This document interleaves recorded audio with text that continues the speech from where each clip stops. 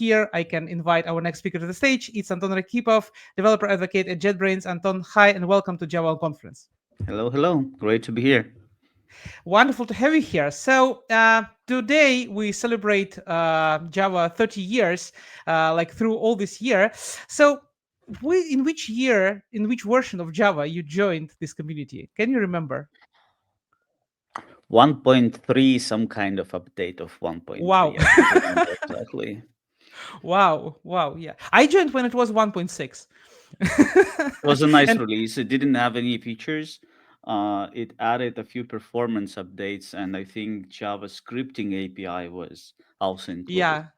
yeah, yeah. And like today, we through all topics we remember about applets. They were still there in Yes. 1.6. Okay, so yeah, let's not waste time, and we will jump to your topic, so you can share your screen meanwhile. Uh, Okay. Guys, I would like to remind you that we have two chats, one on YouTube, one on VR community platform, depending on where you're watching us. I will monitor both of them and ask sorry I will ask you questions, and Anton will answer them in the end of his talk. So please use this opportunity to put your questions in the chats, and yeah, I think with this we can start. Anton, good luck, and let's Thank go. you. Thank you. Thanks for the intro. So my talk today is about debugging, and specifically about debugging Spring applications and what we are cooking inside so-called Spring Debugger plugin for IntelliJ IDEA. It's a work in progress, and but we already have this plugin on the marketplace that you can download and test it, and even find some issues in your applications, in your Spring applications. We hope it will be useful for all the Spring developers, and we collaborate with the Spring team about that as well, and take the advisory from them. But before we go and dive into Spring topics, I would raise a question, like maybe people will type in the chat, how often do you have to debug? Like, do you like let's virtually raise the hands. Like, do you have to debug once a day? Like some hands go up probably, and do you have to debug at least a couple of times a week? Some more hands go up. Do you have to debug at least once a week? More hands go up. And Roma is like all hands and legs and whatever. So it seems you have to debug a lot. I But too. if you like just think about it a little bit, think about it. If you have to debug something, then it's already too late, right? Means that something terrible has already happened. Or you don't understand how the application works, or you have a bug in the code and you're trying to fix it, or whatever else. So debugging is not something that is super productive, like in the daily work. Probably needs to be replaced somehow, but it depends on your, of course, on your use case, on the application that you are working with. Maybe the code base was written by someone else and it's never perfect, and maybe it has been written by yourself, but it has been written like 10 years ago and you have to debug your own application. And well, before we go to Spring again, I want to reiterate on some of the very useful debugger features that are available to all Java developers in IntelliJ IDEA.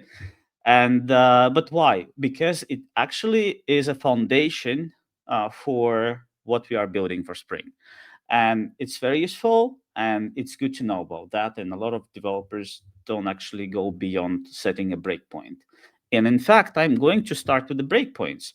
So well, how much do we know about the breakpoints? We know that we can set the breakpoint at any line, and the application will suspend the execution, and we can observe the state and whatever else. Like, let me demonstrate that on a slightly more complicated, contrived but complicated example. In any ways, like we have a stream of lines and like stream of strings. We read those strings in, do some transformations with them, and so on. And when we run such an example or debug it, run in a debugger, we hit the line And well, what if we need to inspect the state of all those individual expressions in the line, right? So this was the time of Java 8 when everybody started using lambdas and streams, and were eager to write everything in one line. And then they figured that, oh, it's actually very hard to debug. Then we gotta set all those individual expressions into separate lines so that we can set a breakpoint. But what if you have to debug this kind of a legacy code that is still writing everything on one line and you cannot format it properly? In this case, IntelliJ will actually detect that there are multiple expressions on the same line and will allow you to set the breakpoints into all of those individually.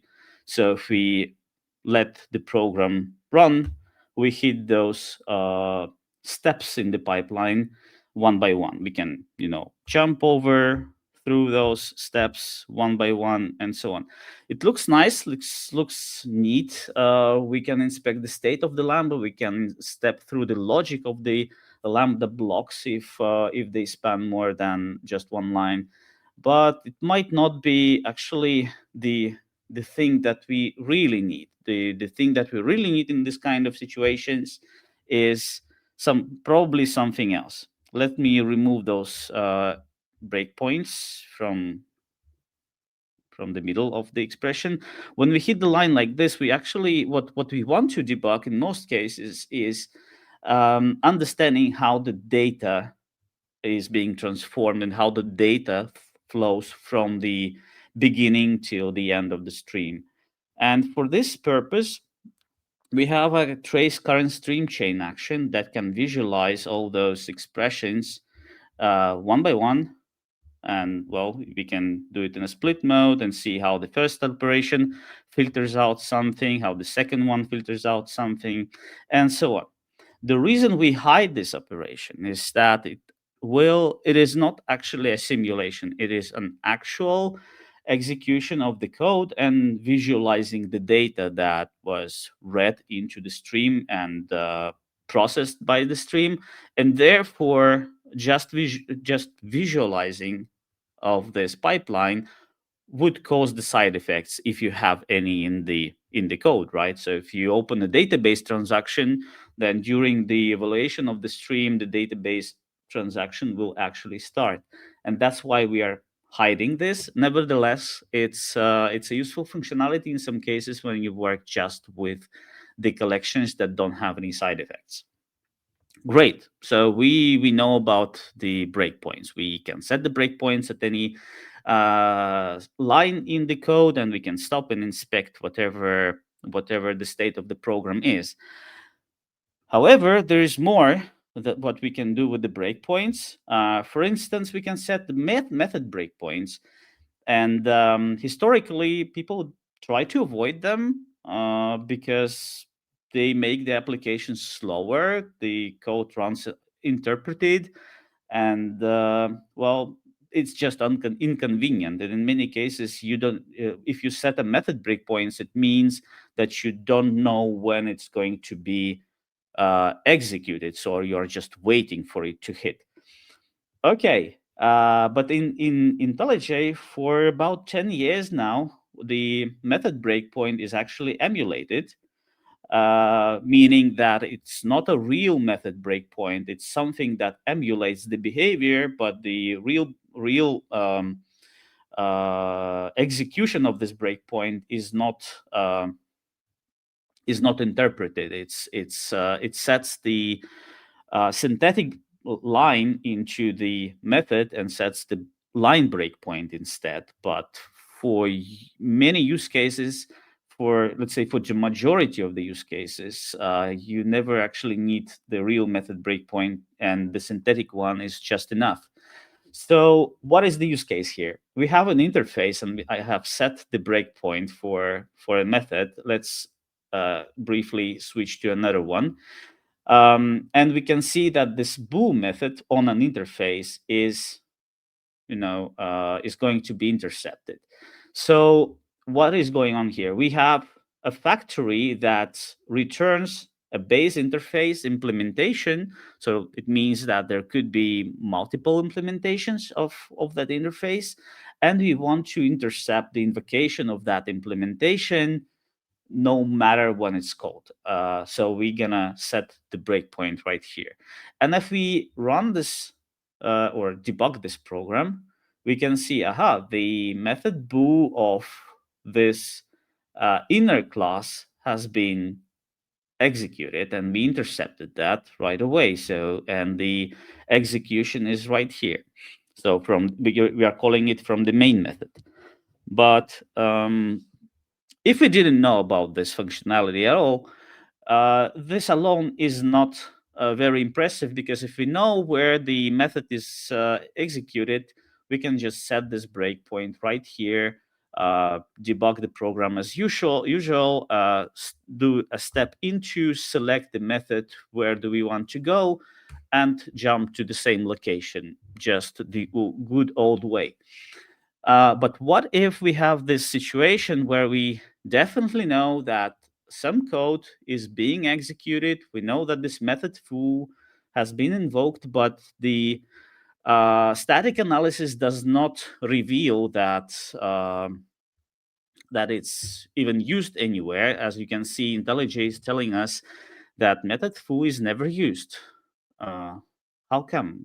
What if? How can we debug this situation? So of course we can set the method breakpoint right here and run the debug again, and we can see that method foo has been invoked. And why? Why is that? Like we have a static analysis tools that could reveal the use of that foo method, but well, Java is somehow a dynamic language, isn't it? Uh, if we look at the execution point where it was invoked, it's a reflection call. And the reason the static analysis didn't find the invocation of that foo method is that the name of the method itself, the constant itself, is as a result of an expression. So f plus oo results in foo, but the static analysis wouldn't be able to find it. Okay. So, and just for you to understand how smart IntelliJ is, actually, if we have it as a constant inside the get method invocation, then IntelliJ would find that. If I call find usages, it will detect the invocation. Anyways, the method breakpoints are very good tool for intercepting something, and that something could be any method in the JVM that might not have even the source code. It might just be a generated class, some random arbitrary bytecode that has been generated during the operation of the application by some framework and whatever else. What else do we have there? We have breakpoints that can do something but not suspend the application execution at all. So imagine this situation here where we have uh, a behavior, or like the class, the cache class here mimics the behavior of a singleton. Basically, if the instance is null, then we set the new instance of the cache, and if it's not null, then we just return this instance, right? So if we just run this code as is, we will see and we will confirm that it's the same reference, it's the same object instance every time on every loop. What if we need to debug this part of code right here? We want to step into this a block of code every time we reach this if expression, right? So normally, naively, what would happen is that I set a breakpoint for the first time here. I hit this breakpoint, and when I want to repeat that, I would have to set the breakpoint right here, run the program. On the second iteration, I'm hitting this if condition, and to get into this statement inside the if block, I have to set the instance to null. So I can definitely do that. You probably know the evaluate expression dialog, where you can just type expressions and whatever else, like set the instance to null, evaluate, the instance is now null. So I can let the program go and hit that breakpoint of interest inside the if condition, right? So I have to do that every time. And that might be annoying. What if I automate that? And I can automate that using this breakpoint. So instead of suspending at that breakpoint, I'm going to say that it's going to be an non-suspending breakpoint. It turns yellow, as you can see. And then in the evaluate and log text box, I write the same expression, instance equals null, done. And when the breakpoint hits that if condition, the instance is set to null, it relates to true because instance is null, and we hit that breakpoint inside the if block every time now. So like if I just iterate, you can see the counter is changing every time, and I'm every time hitting this breakpoint. And in the output, if I just remove this, in the output, I can see that all the instances are recreated every time from scratch, right? So because I'm hitting this breakpoint or hitting this line every time. Nice. So we can automate stuff with the breakpoints. And the last thing that we can do with the breakpoints that I want to show right now is being able to set the dependencies between the breakpoints. And how can we do that? Imagine this uh, situation like the complex workflow. By complex workflow, I mean you receive something, some data from somewhere. Maybe it's your application that receives the data.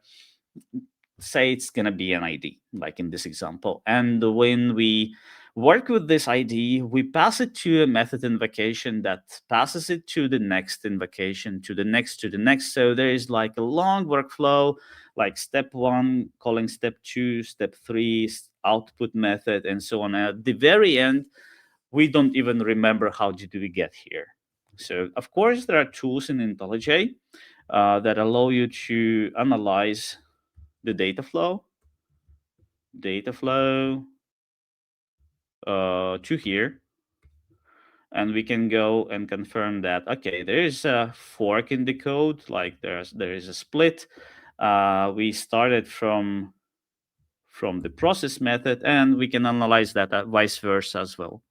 Now imagine the situation that we want to debug this method, but we only want to debug it when the step 4 is called, but step 3 is noisy, invoked many times, and we want to skip the output method invocations if they come from step 3 or via step 3 branch of execution. In this example, it's very easy. I could just set the breakpoint here, disable this one, hit the breakpoint at step 4, and then enable the output method breakpoint, and then proceed the execution. Then it hits all good. In the real life, those branches are more complicated, and we might not want to do that exactly the same way. So what can we do here? We can set a breakpoint that will be a non-suspending breakpoint, and the fact that this breakpoint was hit, the fact that the program has passed this execution of this line, will be registered inside the debugger. So it's just a flag for us right now, the existence of the breakpoint. And on this breakpoint that we set in the point of interest, we can say, okay, now this breakpoint can be disabled until the previous one hits. So disable until Java, the complex workflow.java line 21 hits. Good. So that's the line 21. As you can see, the icon for the breakpoint is different. So line breakpoint is dependent on the line 21, and it's disabled right now. So if we execute the breakpoint, the program, we hit the line of interest, we can see the breakpoint disables again because that's the setting in the configuration. But we can also confirm that it has passed the execution of step 4 and not step 3. So what we learned right now is that we can set the breakpoints and conditions between them, and then also dependencies between them, and we can configure them as non-suspending and run some arbitrary code inside the breakpoints. That's the foundation of what I'm going to show next. If there is any questions in the chat, Roman, you just are free to come in and interrupt me at any point of time. Sure, Meanwhile, as you asked. yeah, So yeah, there is a come. question from Henry, and the question about setting these breakpoints, as you're describing. So for the race condition, is there any way to simulate the conditions for easy debugging? Simulate the conditions. I think for normal business logic, better to it's better to write unit tests, honestly. But I'm not sure if you can. Uh, well, technically, if you extract some utility code into this stateful, classes where you can access the state of those utilities. Let's say you have some Boolean flag in there, right? And you hit some line, you set that Boolean flag to true, and then in the next location where you want to check the condition, you actually use that flag in the condition of the breakpoint in here, because that's the condition, and technically all the class passive is available here as well, so you can actually invoke any static method in here and check for the result, and is going to be your condition. um, it's not that something that you probably would do every day, but technically it is possible. Hope it Okay. answers Yeah, the question. I do hope as well. So no more questions for now. Yeah, and I will interrupt you with any more questions. Thank you. Perfect. So let's look at the Spring project right here. With the new knowledge that we just have learned about the breakpoints that we can set, non-suspending breakpoints and so on. And I will just close this other project because we don't need that anymore. And I will run the application. As you can see, it's a Spring project, a Spring Boot project based on Gradle. It's in Java. It has a few controllers, some debug functionality, a model, and so on. So let me just run it for now. No, I will just debug it. Sorry. Yeah, I will debug it. And now I will combine some of the things that I just showed you in this endpoint, right? So we have a trace endpoint where we have a workflow that starts the process and passes some kind of a parameter inside that process, and then we have those steps also. So I just copied that file from the other project that we just seen, where the ID is passed through the invocations. And I want to trace that, but I don't have a tracer. So it's just an exercise that I want to apply in a real life-ish application that is based on Spring, and see what else I can do. So what I'm doing here is that I'm going to set a line breakpoint. Let me see. Breakpoint. Yeah. So we have a dialog where we can see all the breakpoints in the project. And I told you that we can set the breakpoint to any method that even doesn't exist, or it doesn't need to have sources. So if we set the line breakpoints, Java method breakpoint, for instance, on a class, uh, we need a fully qualified name of that class, workflow, for instance, and then any method, right? It could be also star. So if I set that, I will actually get this method breakpoint right here, right? Unfortunately, when you do that, when you already create that entry, you cannot change the pattern. So if you need another one, you actually need to create a new one. But as you can see, the pattern is exactly as I was typing. So any package name, workflow, any method invocation, and that's going to be a method breakpoint. So if the workflow class wouldn't exist in my sources, but was created during the operation, maybe as a proxy, then this method breakpoint would still match the name and everything. Then in the evaluate and log, I'm going to invoke a static method that is just, it actually generates the stack trace and takes the top of that stack trace, basically the location of that breakpoint. I'm going to show you the definition of that method in a second. And the other thing is that we are setting it or configuring it as a non-suspending breakpoint, meaning that it will not stop the execution. It will just record or evaluate the expression and proceed on method entry. So what is that tracer that I have there? It's just for my own use, right? So there is a trace line static method that just collects the stack trace and takes the second frame from the top, basically the point where the breakpoint is. Okay, so if we go into that page and run the trace, interestingly, we can see the stack trace collected through the execution. So even though we didn't set the breakpoints right in the program, right? So if I go to that workflow class, once again, you cannot see any breakpoints right here.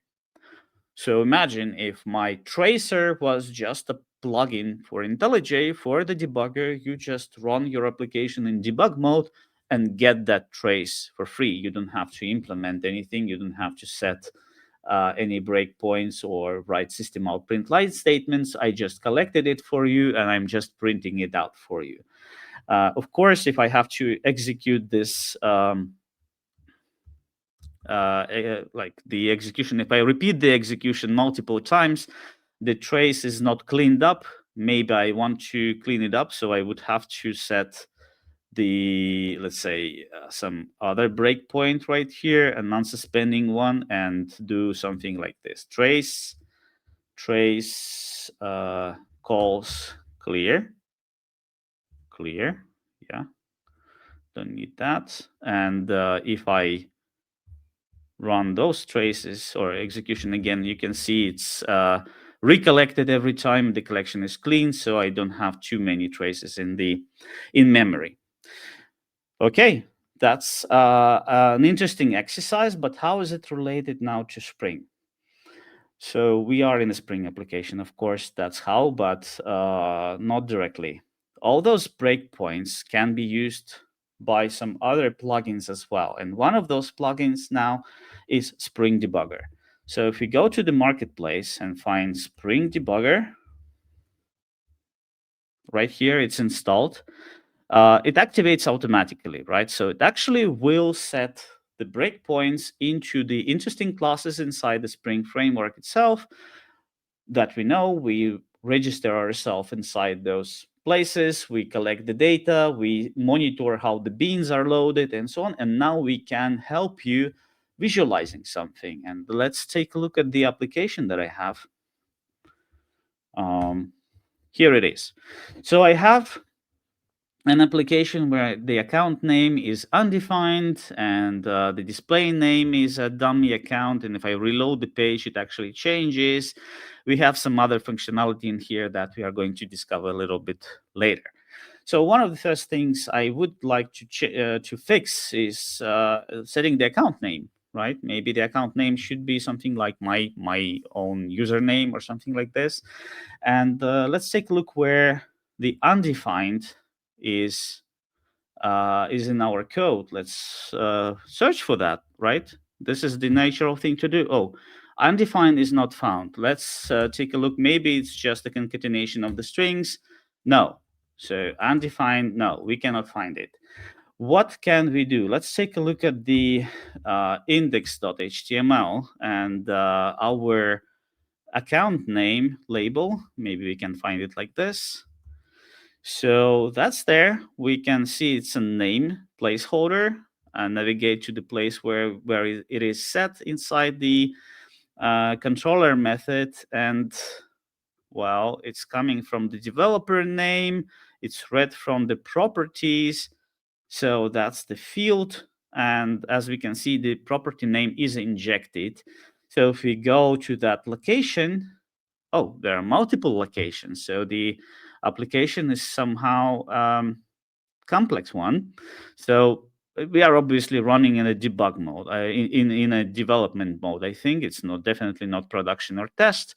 Intuitively, I will go to the development environment, and indeed, see here I have something that looks like an inlay label saying that the value is undefined, even though I didn't see it in the source code. So the value must be coming from elsewhere. And where is it coming from? So if we hit that link right here, we find ourselves in a place that is called a first day prank processor. So someone made a prank on me and just reversed the string. So that looks very much like undefined, and developer account is the property name. Nice prank. But how is it activated? Okay, there is a the registration for the Spring factory, and if I click that, I will actually navigate to the location where this first day prank processor is registered. So obviously, I don't need that one. I want to remove it and restart my application. Now it should work probably, or should work differently. Um, let's see. So meanwhile, I can check the run configuration. Run configuration. No, edit. Run. Sorry, edit run configuration. Yeah. There it is. It's Anton. I didn't clean it up, so the developer profile, this one does not exist, but the developer dev profile does exist. So when the application is running, let's check our properties file again. Oh, nice. See here the property files that have been loaded into the application are highlighted. They have this green nice circle on the icon, and those that have not been loaded are grayed out. So we can just ignore them for now, and we can confirm that the developer profile is activated, and this is where we expect the properties to be loaded from. So if we go here, we can see, aha, now this dev is the property value. And if you go here, dev. Okay. What if I create my own profile instead of this development profile and set my own name in there, Anton? I should see the my name in there, right? So if I go to the application screen, needs to reload, I guess. Yeah, but it's still dev. How come? Why is it so? So if I go here again, I can see Anton, and that's the value, the previous value, right? It still comes from the development development profile, the properties. But if I click on this link here, I don't navigate to that properties file, to the other properties file. Instead, the message is telling me that this developer account property is defined as an environment variable. Well, Spring has this nice notation that the application property with the dot normally is the convention, right? Developer dot account is the convention. It maps to the environment variable with the notation of all caps, and instead of a dot, there is an underscore. So this one means that someone has set the environment property for me. And if we go to the configuration settings, we can see, aha, there's a developer account environment variable that is a culprit here. Okay, I don't want it to be set, so I disable that and I restart my application again. And I hope that the real correct parameter is going to be set. And no, it's a failure again. It tells me the value dev is the real one still. So I'm still fighting my application. Why is that? Uh, well, maybe someone has already guessed why is that, because if we click on this link, we can see the developer account has been loaded on top of my custom uh, profile. And this is because I have configured it so, because the Anton profile has been specified before the dev profile, and whatever profile comes last actually wins. So if I change the order of those properties, you will see that finally we will see the correct username. Great. So nice. So finally, we know that where to specify it, and we know the resolution order of those properties. We know that the environment variable overrides this property file's properties, and then there is also the factory that can override it. So we just discovered how Spring operates and how it resolves properties by debugging it. Another thing that we want to help you to do with the properties is that when you hit the breakpoint, let's say we had hit the breakpoint somewhere here and reload the page and stop here. You know this expression evaluator already, right? You can run and evaluate any expression inside the watches view or in a pop-up as well. But we give you this the switch to evaluate properties, because Spring is such a complex framework for configuration. Even though the application.properties file is like fairly empty, there's just one parameter.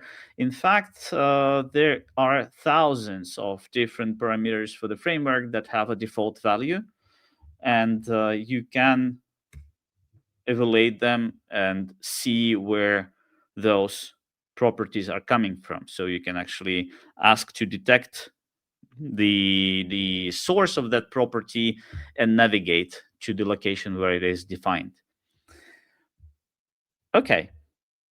So the other, let me remove this breakpoint for now. The other place that we wanted to fix was this display name, right? It changes. I want some other display name to be in here. So we have some functionality for the resolver, for the name resolver right here. And that display name resolver is an interface. And if we go to the project view, in the package, we can see many different resolvers. And the same way as with properties, we highlight those beans that are loaded right now into the application. And those beans that are not loaded are going to be grayed out, so we can narrow down our search for the real implementation of the bean that we are looking for. So it seems that there is this mock display in bean, and it's marked as primary. If we move this annotation into simple name resolver, because as you can see, this one should be activated, right? Should be the primary bean. And I would say that Anton is my name here, Anton Arhipov, and restart the application.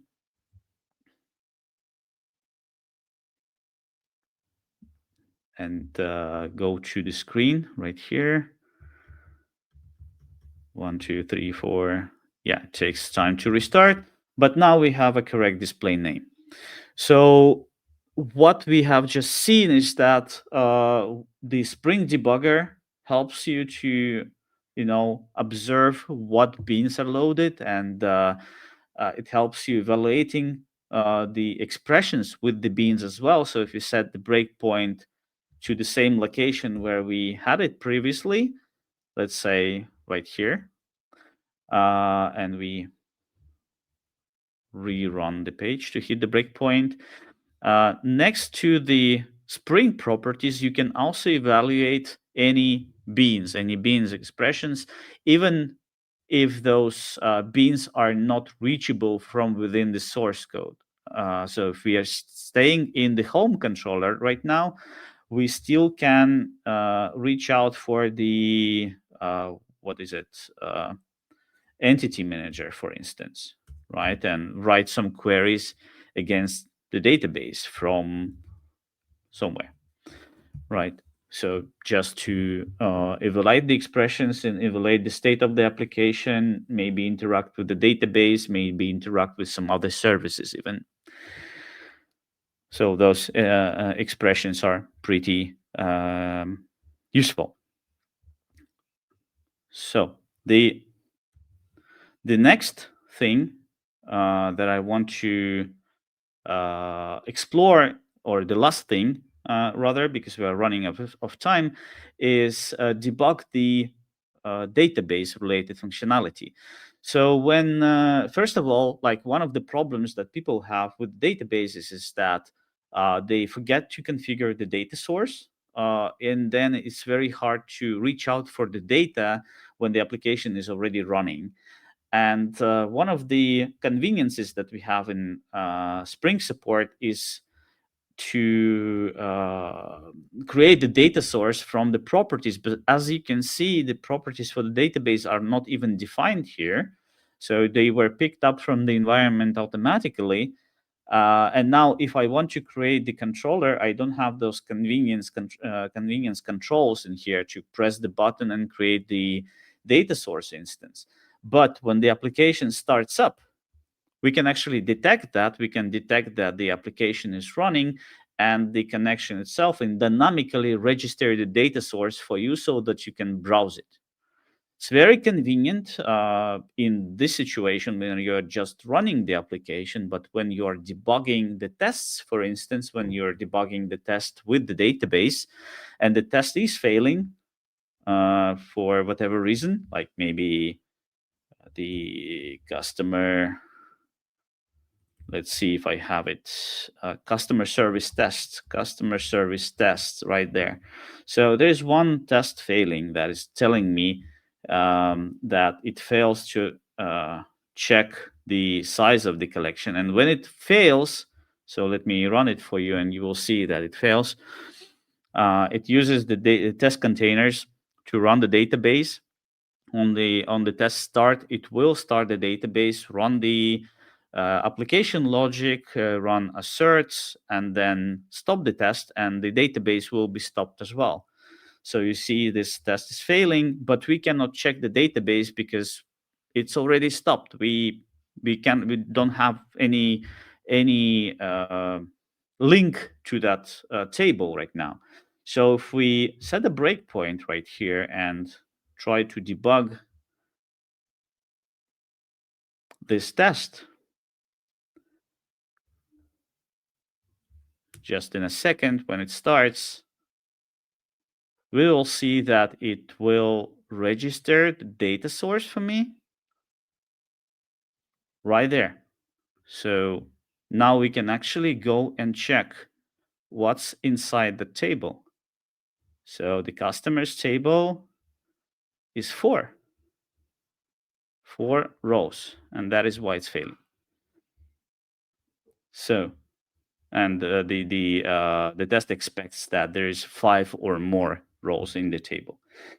But this is very useful to inspect the state of the database, that you can stop in the test. You can pretty much automatically reach out for the database table and see what's inside. We have more functionality in the plugin, more advanced functionality that I will not cover today, I guess. Or do I have a few minutes more? Roman, are you there? Yeah, you do. Okay, perfect. Then I will show the last thing that I thought is not going to fit, but it's going to be there. Are there any questions, by the way? Meanwhile, There are a couple, but let's move them to the end okay, of your talk. all right, all right. So the application. Let me run the application. I will have to demonstrate how it fails. So yeah, let's start the debugger. The last functionality that we are going to touch in here is the support for debugging transactions. So in this application right here, I have a button to add a random customer. When I hit it, I will see that, uh, okay, I will see that the application just hangs. It just scrolls the wheel, nothing is happening, and apparently there's some kind of a deadlock, right? We don't know exactly what it is. So maybe we could try debugging it. And if we go to the, uh, sorry, if we go to the, yeah, to the view, we can see where the uh, uh, add random customer functionality is invoked. So we can navigate to the controller right here, and we can see that the transaction level service starts a transaction, some kind of a chain of transactions. And if we go to the project and explore it a little bit, we see that there are multiple transaction levels involved, or like multiple transaction level services involved, and everyone is calling the next one and the next one and the next one, and then finally someone creates the create random customer, and we finally hit this save method on the repository, and well, eventually it will be invoked, of course. So what if we set a breakpoint right here? We can go back to the application. It timed out already, as you can see, because, well, nothing was happening and there was a deadlock. And if you go and hit that button again, we can see that the save method is going to be invoked. And there are some additional information, hints that are added as inlays in the editor, but we can observe the same in the watches view. And the very first thing there, you will notice a different icon, a transaction attribute right here, right? So the database icon, we have a transaction attribute, and there is some metadata about this transaction. So first of all, like some attributes, right? We see the first level entity cache that is empty right now. The propagation behavior required, meaning that every time it starts, it requires a new transaction. The isolation level, and we also can navigate to the start, to the point in the code where this transaction has started.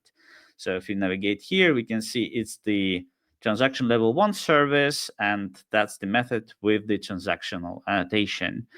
And if we go back to the place where we are, in the source, we can see that, or in the stack trace, we can see that the process transaction level 4, where it was invoked. Interesting. So the fourth level of transaction is actually invoking that.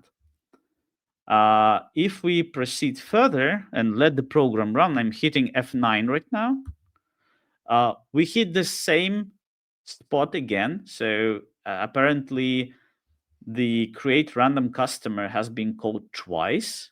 That's kind of indirectly confirms our suspicion on the deadlock, right? So the create random customer has been called twice, and maybe they're fighting for the same resource. Now the transaction attribute in the watches view looks a little bit differently, right? So there is a transaction, but there is also a parent for that transaction, for the logical chain of those transactions. And the propagation behavior has also changed. It's different.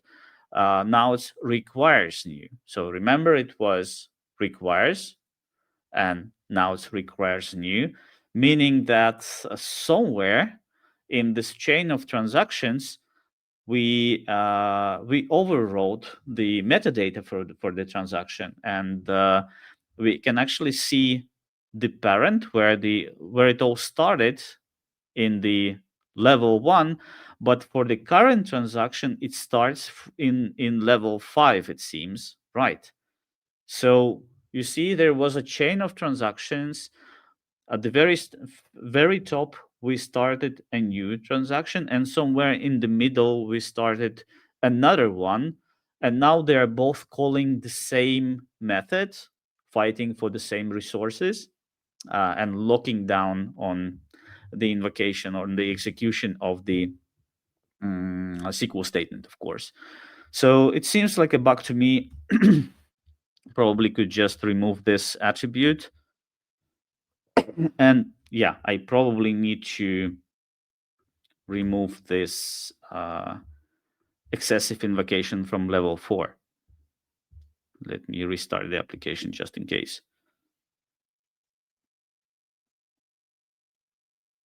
Now. Okay. So the application is started.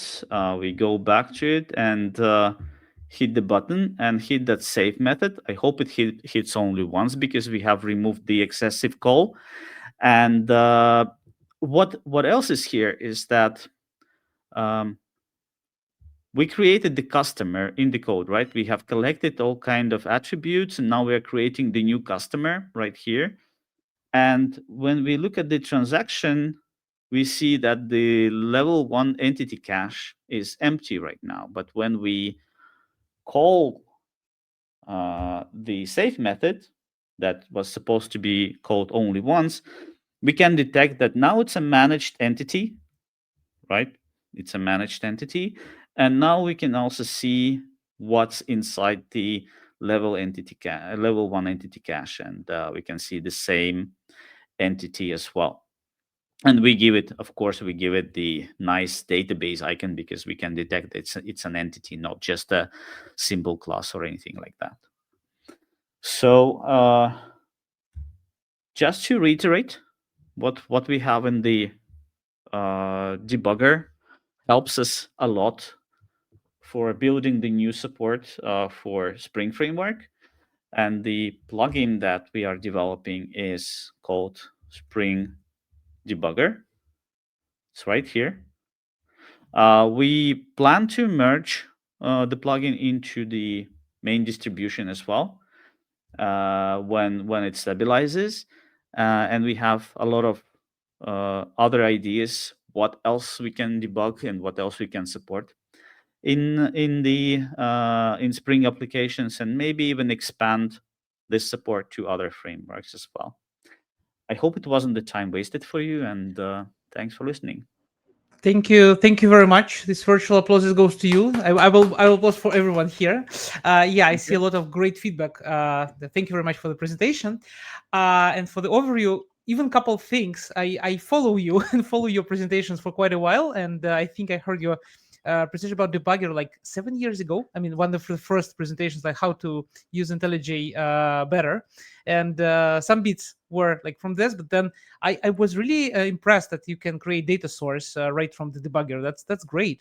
That's nice That's awesome. functionality. I really like it. I even forgot already when was the last time I had to register the data source myself. Yeah, that's awesome. So we let's just reiterate because we have this question. So guys, this is plugin. You can go to marketplace and install it to your IntelliJ. But Anton, maybe a question from my side. So with this new how to call it properly? Not, it's not versioning of IntelliJ, but new way how it will be delivered to people, like with this merging of community version and Single distribution, you mean? yeah, thank you. So how will it work with this? Will plugin work with open version, or will it be available only in the single distribution under It license? relies on Spring support, and therefore it's part of Ultimate distribution. Okay, okay. Yeah, thanks for the answer. We do have questions, but they're not related to your presentation, but mostly like people are asking if they can have the same deep dive for Webflux or other reactive Java debugging. Maybe they could. We do have some support for Reactor, for Project Reactor. Unfortunately, or maybe fortunately, I'm not a guru in reactive programming myself. But maybe we can organize that one day. Would be awesome. As a person who worked for quite a while with reactive frameworks, yeah, that would be awesome. Also, I have a question about like a Scala debugger, but I'm not sure if we should proceed with that. I cannot really comment on that because I haven't been debugging Scala too much. Generally, because it's a JVM programming language and everything debugger related is rather like a normal functionality of the debugger because it's just JVM. There might be some specific things for Scala, like I don't know, maybe generated code to be presented more conveniently. But I really don't know. I didn't have luck to debug Scala Yeah, myself. no worries. So yeah, guys, please ask us questions when we have a talk about debugging Scala in IntelliJ. Thank you very much for your questions. Anyway, so yeah, I don't see a lot of questions. The most of like a great overview. And thank you very much for the presentation. And I just go through all these comments. So maybe last comment from my side. Not a comment, but a question. So for last decade, I'm fighting with the question which a lot of people asking me, and I'm pretty sure you too. It's like, why shall I buy Ultimate IntelliJ? And I'm always trying to convince people that you see how cool features are there, but I don't know. Maybe I don't have words to Uh, convince them. What do you think? Like, what is your I, answer? I, I think we don't have an ultimate answer for that at JetBrains ourselves, or at least me. Well, it depends on your workflow. If you're just developing Java applications that don't require any web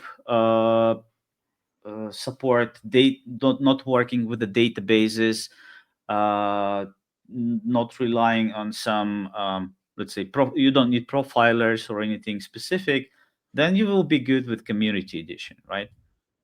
In the enterprise projects, you often have to work with cross technology support, like or cross technology projects, including databases, web frameworks, Spring as such, and more.